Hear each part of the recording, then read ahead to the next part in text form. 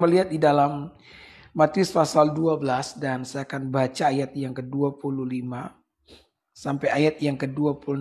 Kemarin kita sudah bahas ayat 22 sampai ayat yang ke-24. Sekarang kita akan melihat ayat 25 sampai ayat yang ke-26. Firman Tuhan, tetapi Yesus mengetahui pikiran mereka lalu berkata kepada mereka, setiap kerajaan yang terpecah-pecah pasti binasa, dan setiap kota atau rumah tangga yang terpecah-pecah tidak dapat bertahan. Demikianlah juga kalau iblis mengusir iblis, ia pun terbagi-bagi dan melawan dirinya sendiri. Bagaimanakah kerajaannya dapat bertahan?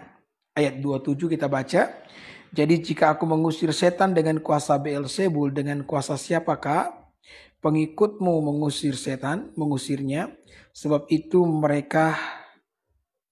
merekalah yang akan menjadi hakimmu. Ya. Jadi saudara-saudara yang diberkati oleh Tuhan, ketika Yesus dituding menyembuhkan orang sakit atau mengusir setan dengan kuasa Beelzebul, maka kemudian Yesus pun menjawab tudingan yang disampaikan oleh ahli Farisi. Jadi memang pelayanan yang dilakukan oleh Yesus itu ada 4 di Alkitab. Yang pertama mengusir setan, yang kedua menyembuhkan orang sakit, yang ketiga ia memberitakan Injil, dan yang keempat menjawab keraguan khususnya dari orang-orang Farisi dan orang-orang Yahudi. Jadi Yesus berkata bahwa kalau kerajaan itu terpecah-pecah, maka kerajaan itu tidak akan bertahan. Dalam hal Yesus menyampaikan kalau misalkan kerajaan setan katanya terpecah-pecah, di mana satu setan melawan setan yang lainnya, maka kerajaan itu tidak akan bertahan. Jadi secara tidak langsung Yesus sementara mengajarkan kesatuan kepada setiap kita. Jadi penting saudara-saudara kita menjaga kesatuan, karena apabila di sana ada perpecahan maka yang terjadi adalah kehancuran. Kalau saya mengingat bagaimana ketika Belanda itu datang ke Nusantara. Jadi sebelum Indonesia ini punya nama, Indonesia kan disebut Nusantara. Belanda berhasil menguasai Nusantara itu selama 350 tahun. Itu bukan waktu yang sangat singkat loh. Itu waktu yang sangat panjang. Bayangkan 350 tahun. Dan kenapa Belanda bisa mengalahkan Nusantara? Karena saudara-saudara Belanda menerapkan satu politik, namanya politik adu domba. Dan ternyata benar-benar efektif sehingga terjadi perpecahan di Nusantara yang kemudian mengakibatkan kehancuran sehingga Belanda pun bisa menaklukkannya. Saudara. Jadi saudara, sehebat atau sekuat apapun sebuah ikatan, apabila di sana ada perpecahan, maka kehancuran pasti terjadi. Jadi ini bukti bahwa apabila ada perpecahan maka di sana pasti akan ada yang namanya kehancuran. Jadi sekali lagi itulah sebabnya dalam keadaan apapun persatuan itu harus dijaga. Khususnya persatuan atau kesatuan kita dengan Tuhan atau hubungan kita dengan Tuhan. Saudara, ketika hubungan kita dengan Tuhan itu baik-baik saja, maka hubungan kita dengan sesama itu akan ikut baik-baik saja. Itu yang Alkitab katakan. Sebaliknya kalau hubungan kita dengan Tuhan menjadi rusak, maka hubungan kita dengan sesama akan ikut menjadi rusak. Perhatikan ketika Adam dan Hawa itu jatuh dalam dosa. Alkitab mengatakan kan iblis masuk nih ke Taman Eden menyerupai ular. Kemudian dia mulai menggodai Abraham. Ada yang bertanya begini kepada saya, Pak Pendeta, kalau misalkan Allah itu baik, kenapa Allah mengizinkan ular itu masuk ke Taman Eden dan menggodai Adam dan Hawa sehingga mereka jatuh ke dalam dosa? Nah, diizinkannya setan masuk ke Taman Eden itu membuktikan bahwa Allah itu adil. Kenapa demikian? Karena ketika Allah menciptakan manusia, Allah memberikan kepada manusia namanya kehendak bebas. Kehendak bebas itu artinya bebas di dalam memilih.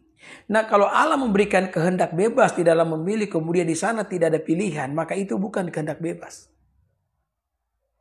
Mengerti ya, saudara ya? Jadi kalau Allah memberikan kehendak bebas dalam memilih, kemudian di sana tidak ada pilihan. Pilihan yang ada cuma satu opsi di mana menaati Tuhan, maka itu bukan kehendak bebas.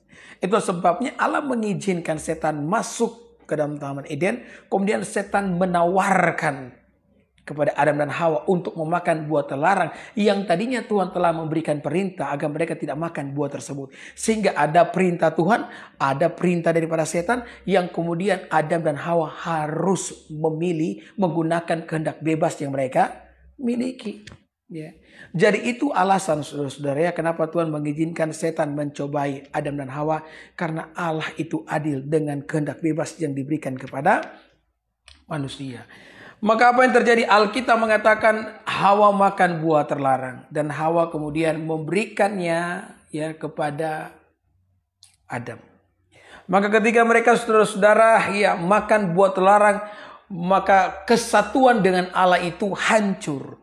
Itulah sebabnya Allah datang ke Taman Eden dan berkata, Adam, di manakah engkau? Ketika Allah berteriak, Adam, di manakah engkau? Bukan berarti Allah tidak tahu di mana Adam bersembunyi. Allah itu omniscience, dia maha tahu. Lalu kenapa dia bertanya, Adam, di manakah engkau?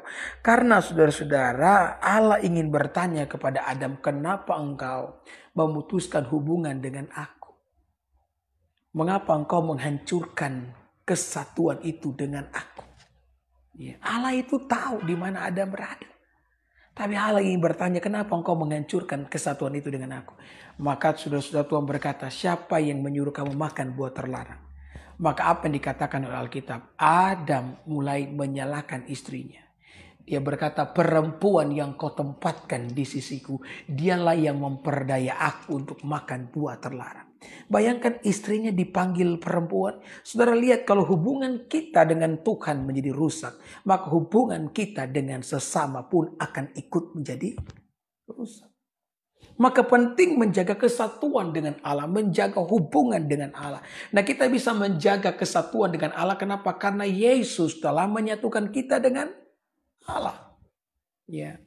Itulah sebabnya saudara-saudara, Yesus datang ke dalam dunia. Pelayanan Kristus itu adalah pelayanan pendamaian. Mendamaikan manusia dengan Allah.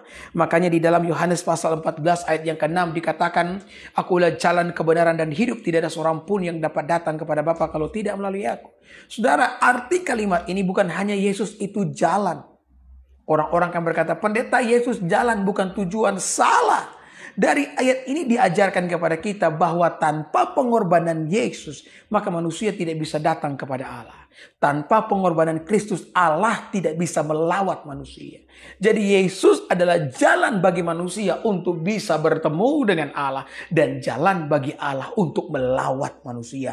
Tanpa Yesus, manusia tidak bisa datang kepada Allah. Dan tanpa pengorbanan Kristus, Allah tidak bisa melawat manusia. Amin. Yesus telah membawa pendamaian itu agar kita dengan Allah mengalami yang namanya pendamaian dan ada yang namanya kesatuan sehingga kita hidup di dalam damai sejahtera. Kalau kita melihat filosofi dari sebuah salib, saudara, salib itu kan ada dua kayu kan yang membentuk salib, kayu vertikal dan kayu horizontal. Nah, kayu vertikal itu melambangkan hubungan kita dengan Tuhan. Yang vertikal itu. Sementara kayu yang horizontal itu melambangkan hubungan kita dengan sesama. Nah, coba perhatikan kalau kayu yang vertikal itu hancur. Maka menyisakan kayu yang horizontal. Horizontal ini kalau dalam lambang matematika, ini lambang pengurangan, saudara. Jadi kalau hubungan kita dengan Tuhan itu rusak, kayu vertikal itu hancur. Hubungan dengan Tuhan, kesatuan dengan Tuhan itu hancur. Maka yang ada hanya horizontal. Pengurangan lepas pengurangan akan terjadi di dalam kehidupan setiap kita. Tetapi ketika kayu vertikal itu terpasang pada kayu horizontal, maka yang ada adalah tanda penjumlahan. Akan terjadi penjumlahan demi penjumlahan. Peningkatan demi peningkatan dalam kehidupan saudara. Ketika Kristus Yesus hadir di dalam kehidupan. Amin. Makanya saya khotbah kemarin, kalau engkau mungkin hidup dalam dosa, jangan keraskan hatimu, ya. Berikanlah hidupmu kepada Tuhan, berikanlah hidupmu untuk diperdamaikan dengan Allah. Ya, jangan tinggal dalam kekerasan hati. Alkitab mengatakan dalam Wahyu pasal 3 ayat 20, Yesus berdiri di depan pintu dan mengetok. Barang siapa membuka pintu tersebut, maka Yesus akan masuk di dalamnya. Artinya Yesus tidak akan pernah memaksa. Dia berdiri dan mengetuk. Kalau engkau buka pintu, maka dia masuk. Ada amin. Ya. Makanya kemarin kan saya ngomong tuh, yang pertama kali melukis Yesus ketuk pintu itu namanya Holman Hunt. Ya. Jadi Holman Hunt ini dia bikin lukisan itu kan, Yesus mengetuk pintu. Setelah lukisan selesai, dia undang teman-temannya untuk datang kemudian memberikan kritik terhadap lukisan yang telah dia buat. Dia katakan, coba lihat lukisanku dan coba kalian berikan kritik. Apakah ini lukisan saya ini udah baik atau ada yang kurang? Maka mereka mulai melihat lukisan tersebut, memperhatikan dengan seksama. Dan mereka berkata tidak ada yang kurang. Lukisan ini benar-benar sempurna. Sampai kemudian datang satu rekan, saudara. Ya, dan rekan itu melihat. Sekali dia melihat lukisan dari Holman Hunt, dia bisa memastikan bahwa ada satu kekurangan di dalam lukisannya. Kemudian Holman Hunt bertanya apa yang kurang. Dia bilang begini, ya, bahwa di dalam lukisan itu tidak ada yang namanya gagang pintu. Ya, kalau saudara punya lukisan Tuhan Yesus mengetuk pintu di rumah saudara, coba saudara lihat. Pintu itu tidak ada gagang pintunya. Kemudian mereka bertanya, betul juga, kenapa kamu tidak memasang gagang pintu? Kemudian Holman Hunt pun menjelaskan, ini bukanlah pintu rumah, tapi ini adalah pintu hati, di mana gagang pintunya di dalam. Karena jenis pintu yang seperti ini hanyalah pintu yang dapat dibuka dari dalam. Ya. Jadi Tuhan mengetuk hati kita, dan kitalah yang berwenang membuka atau menutup pintu itu selamanya bagi Tuhan. Maka yang Tuhan inginkan kita membuka hati, kita tidak mengeraskan hati, kita memberikan kehidupan kita untuk diperdamaikan dengan Allah. Karena ketika hidupmu damai bersama-sama dengan Allah, maka engkau akan dijauhkan dari yang namanya kehancuran yang saya katakan tadi. Maka penting Bapak Ibu sekalian kita hidup damai dengan Allah. Karena Kristus Yesus telah mendamaikan setiap kita dengan pengorbanannya di atas kayu salib. Amin. Yang setuju dengan saya katakan amin. Haleluya. Yesus membawa pendamaian itu bagi setiap kita. Ya. Maka apa yang harus kita lakukan? Kalau kita tahu hidup kita telah didamaikan di dalam Kristus. Maka saudara-saudara, yang pertama saya mau beritahu, kita perlu menjaga kesatuan. Ya. Jaga kesatuan di dalam keluarga, jaga kesatuan di dalam gereja, bahkan jaga kesatuan di dalam berbangsa. Alkitab mengatakan di mana ada damai sejahtera, maka kesanalah aku akan memerintahkan berkat-berkatku. Saudara, kalau banyak sekali konflik di dalam rumah tangga dan keluarga saudara, maka saudara akan jauh dari berkat-berkat Tuhan. Ya. Begitu pula dalam sebuah bangsa, kalau banyak konflik, maka biasanya investor tidak mau tanam saham dalam bangsa yang banyak konfliknya. Saudara lihat itu Singapura. Singapura itu walaupun negara kecil, tapi banyak investornya, saudara. Kenapa? Karena keamanan di sana itu dijamin luar biasa.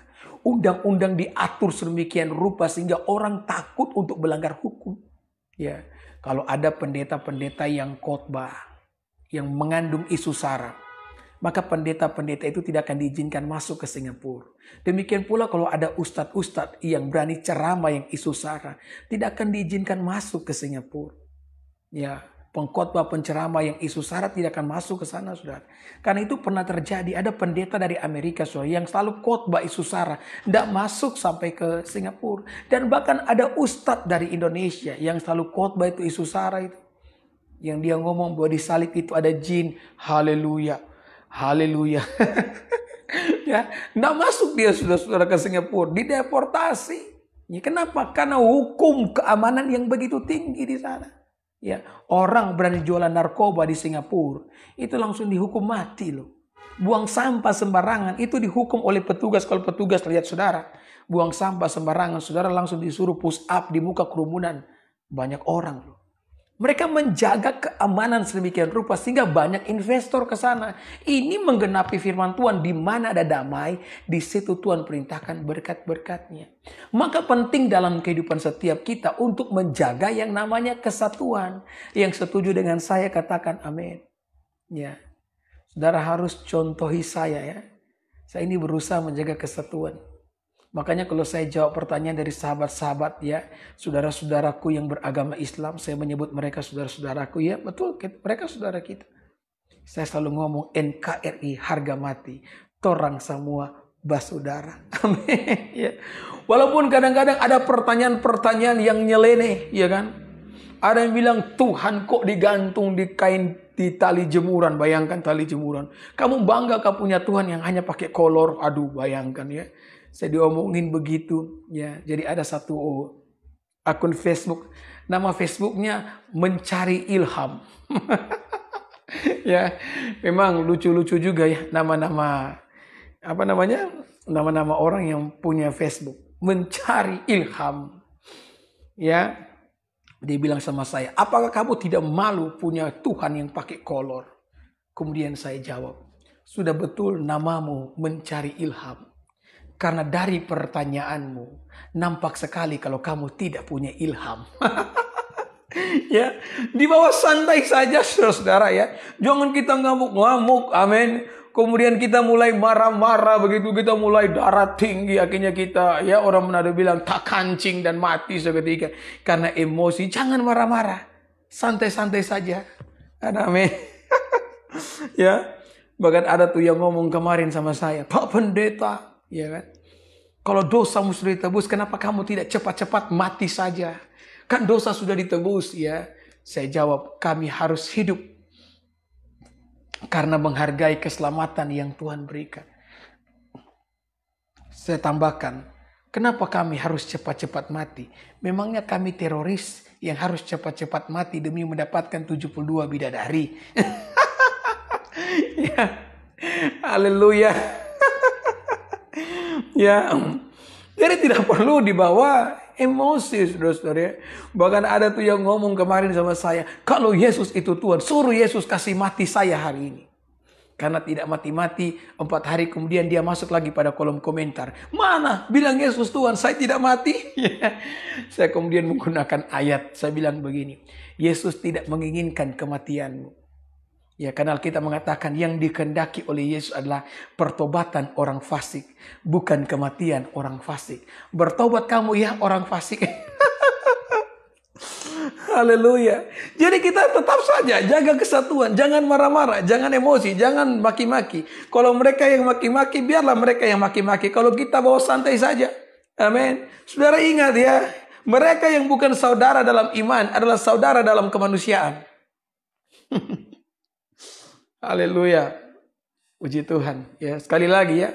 Mereka yang bukan saudara di dalam iman adalah saudara di dalam kemanusiaan. Walaupun mereka adalah saudara kita, walaupun mereka berbeda suku, berbeda bahasa, berbeda bangsa, dan ini yang paling penting, berbeda agama. Kita tidak boleh membenci mereka, apalagi membenci atas nama agama. Hanya setan yang menggunakan agama untuk membenci sesamanya. Yesus mengatakan bahwa Allah itu tidak kelihatan. Kalau kamu berkata bahwa engkau mengasihi Allah yang tidak kelihatan, dan engkau tidak mengasihi mereka yang tidak kelihatan, maka engkau adalah seorang pendusta. Yesus mengajari kita untuk mengasihi sesama. Karena ajaran Kristen adalah ajaran kasih yang tidak dapat ditandingi oleh ajaran dari manapun. Haleluya.